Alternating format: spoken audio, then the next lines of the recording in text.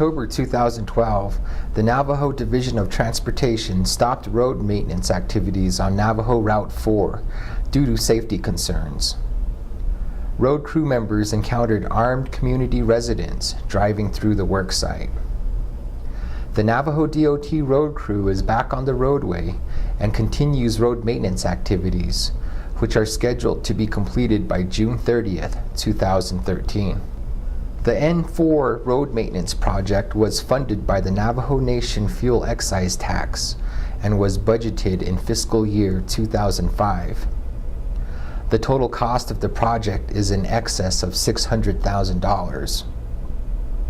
$403,147 was budgeted for aggregate base materials to cover the 3-mile project. NDOT road crew members recently placed geotech fabric to cover an archaeological site located on the roadway. 6,442 tons of aggregate base will be placed on the roadway. This is in addition to Navajo County's contribution of 1,399 tons of base course material, which is valued at a cost of $52,146. To complete the project, NDOT has committed 2 graders, 3 rollers, 1 scraper, 1 loader, 3 water trucks, 1 dozer, and 10 crew members. Navajo DOT Engineer in Training Lyle Begay is leading the N4 project. Good day, my name is Lyle Christopher Begay. I am engineer in training with Navajo DOT.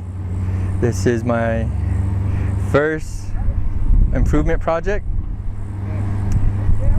We are at N4, just southwest of Pinon, Arizona. Right now we're applying some geotextile fabric covering for the archaeology site located on the roadbed that we're going to improve. The purpose of this fabric is to protect the archaeological site here. The archaeological site actually runs along N4, and on top of the hill that we are here, it is actually an ancient gathering place of commerce and trade. Here we have some of the arch site on the actual road itself, so we're covering the arch site to preserve and protect the archaeological artifacts that are located below the road.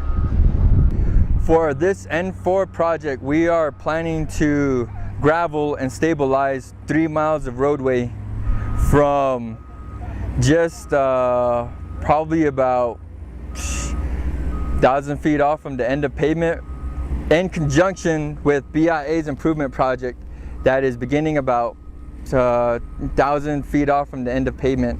So BIA is hoping to improve Route 8031, which is just located north of our improvement site.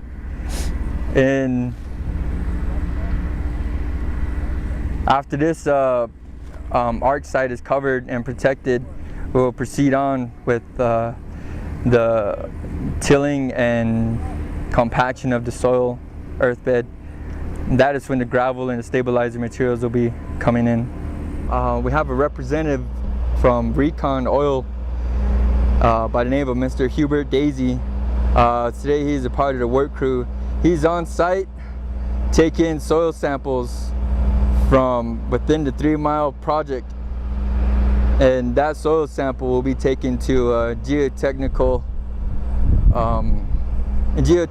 firm, and they will do soil testing and analysis to determine what we're working with, so that we can obtain the best mixture for the stabilizer road bond.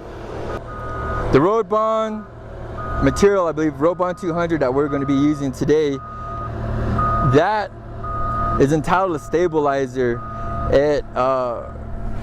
It is made up of materials that is biologically safe to apply on the roadbed, and with the gravel and soil materials, it is mostly made up of chemicals that are natural in this world, such as molasses and sugar. and that material will be used to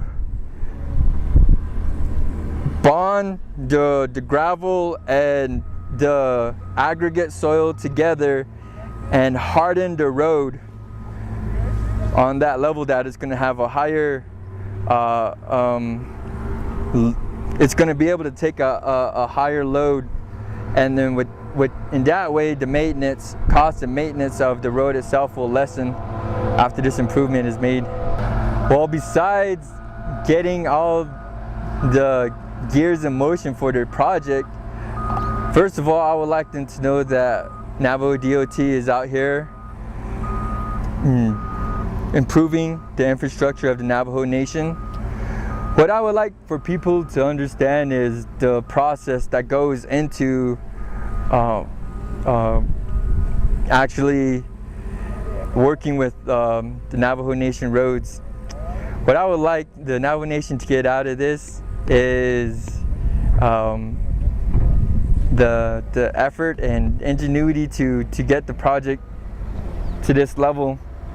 The process itself it requires compliance from several different agencies, or how would I say it, several different fields of work that have to do with the land.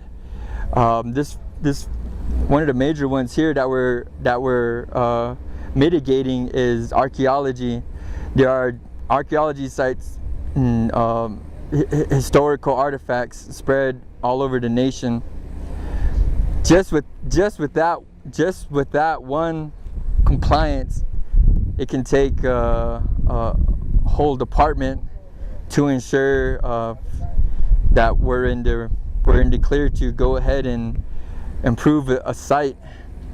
Another compliance factor is environmental and water. That requires documentation and regulation of soils and materials falling into America's waterways, or encumbering on biologically sensitive areas. So even just those two as an example, it can take up to a year before compliance is made and we can go out and actually mobilize equipment and labor. Once that is done, the physical parameters of the project can get going, but until those are made, the road crew themselves are, we aren't on the scene until those compliances are made. That's what I would want the Navajo Nation to understand, the regulation process before we can actually start going, because that process is not within New Mexico state DOTs do not have to follow the same rules and regulations that we have to, which slows our process down.